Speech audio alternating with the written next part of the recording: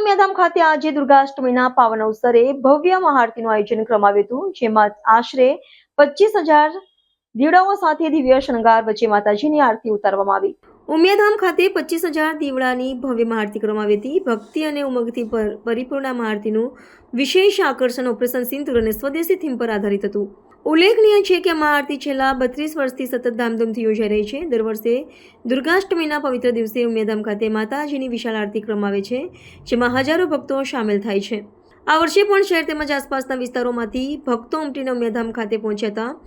આરતી દરમિયાન પવિત્ર મંત્રોચ્ચાર અને દેશભક્તિના રંગાયેલા થીમ આધારિત કાર્યક્રમો વચ્ચે સમગ્ર વાતાવરણ આત્મીયતા અને આધ્યાત્મિકતાથી ગુંજી ઉઠ્યું હતું।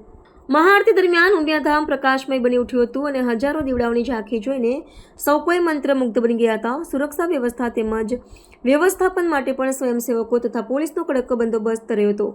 સુરતથી વિવેક પટેલના જય માતાજી। માતા અંબા પધારો અમારું આંગણિયું પાવન કરો, માતા અંબા પધારો અમારું આંગણિયું પાવન કરો, માતા નવદુર્ગા પધારો અમારું આંગણિયું પાવન કરો।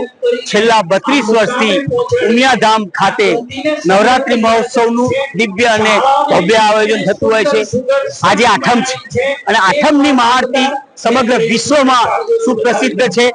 આ વખતે લગભગ 25,000 કરતા પણ વધારે સંખ્યાની અંદર ભક્તજનોએ મહાઆરતીનો લાભ લીધેલો છે। આ વખતની નવરાત્રી મહોત્સવની થીમ છે અમારી ઓપરેશન સિંદૂર। સાથે સાથે હર ઘર સ્વદેશી, ઘર ઘર સ્વદેશી, આત્મનિર્ભર ભારતનો પણ સંકલ્પ કરેલો છે અને આ જ વખતની અમારી જે મહાઆરતી છે એ આપણે આપણા સૈન્યને સમર્પિત કરેલી છે। સૌ કોઈને જય માતાજી।